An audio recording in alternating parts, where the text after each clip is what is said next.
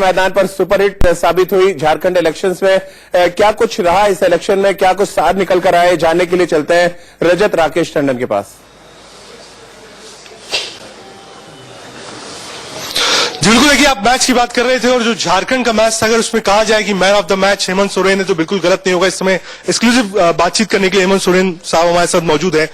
लंबा मैच चला, 5 चरणों का चुनाव था। लोग कह रहे थे कि इतना लंबा चुनाव करने की जरूरत क्या है, लेकिन कई फैक्टर्स थे इलेक्शन कमीशन ने बताया। आज फाइनली एक स्ट्रेस आउट मैंने देखा, कांग्रेस ऑफिस में भी लोग थे, लगातार लगाए हुए थे। पहले 29-30 था, उसके बाद 30-32 हुआ, उसके बाद 34 हुआ, लेकिन परिणाम आपके पक्ष में आए।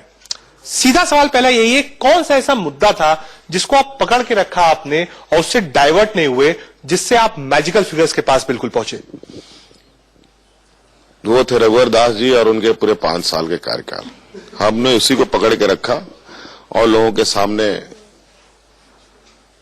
पहुंचाया, जिसको लेकर आज हम लोगों ने अपने इस मैजिक फिगर को टच किया। आप लोगों ने अलायंस पहले सील कर ली, चाहे आरजेडी हो, आप हो, कांग्रेस पार्टी हो। बीजेपी अलायंस नहीं कर पाई। बीजेपी के अंदर अंदरूनी कलह बहुत थी। सरयू राय वहां उनके खिलाफ चुनाव लड़ रहे थे, तो आपको लगा इन सब चीजों का भी कांग्रेस को फायदा हुआ, आप जेएमएम को फायदा हुआ यहां पर झारखंड के अंदर? अर्ली आप लोगों ने डिसीजंस लिए, मैनिफेस्टो आपका लिया गया, कैंपेन जल्दी स्टार्ट हुआ। कैंपेनिंग जल्दी स्टार्ट होने का से फर्क नहीं पड़ता है, क्योंकि हमारे पास कैंपेनिंग करने वाले लोग कितने थे। आज भाजपा के पास देश के सारे स्टालवर्ड यहां उतरे थे। भारतीय जनता पार्टी इस दुनिया के सबसे बड़ी राजनीतिक पार्टी है दुनिया की, जो कथाकथित वो अपने आप को कहते हैं। आज उनके साथ हमारा ये राजनीतिक जंग था और आपने देखा कि इस लड़ाई में जिस तरीके से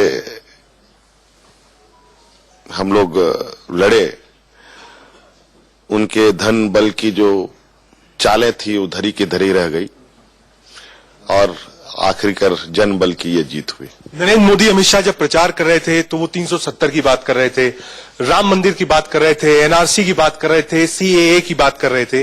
तो माना जाए कि आज का जो मैंडेट आपको मिला है, ये उन सभी चीजों को नकारता है। जनता कहती है कि हाँ, हमको इससे कोई मतलब नहीं है, क्योंकि इस पे इन मुद्दों को लेकर राष्ट्रीय एक बड़ी बहस छिड़ी हुई है। और झारखंड के लोग आज मिसाल दे रहे हैं कि देखिए वहां चुनाव हो रहा था, जनता ने उस चीज को नकारा है।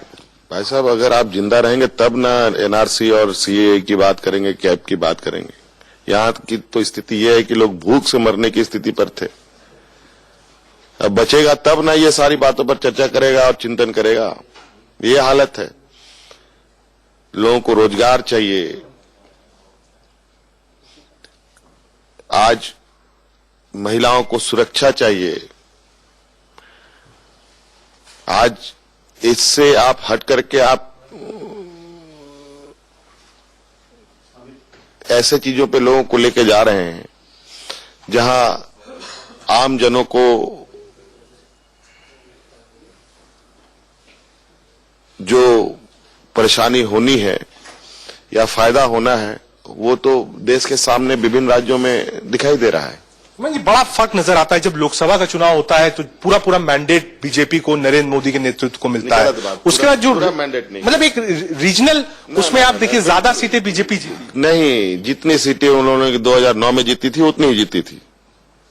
नहीं, बाकी जगह भी मैं छत्तीसगढ़ की भी बात करूंगा, राजस्थान की बात करूंगा, लेकिन अब आप मानते हैं कि वो चीज आ रही है कि क्षेत्रीय जो दल है वो लोग उनको चाहते हैं कि हाँ, राष्ट्र की राजनीति अलग हो और राज्य की राजनीति अलग अलग। तो स्वाभाविक रूप से है, देश अलग है, देश एक है, राज्य अलग अलग हैं, तो समस्याएं तो सबकी अपनी हैं, तभी तो ये राज्य अलग हुए हैं, सब अलग अलग। फिर इस देश में क्यों राज्य अलग होते? फिर एक ही देश होता।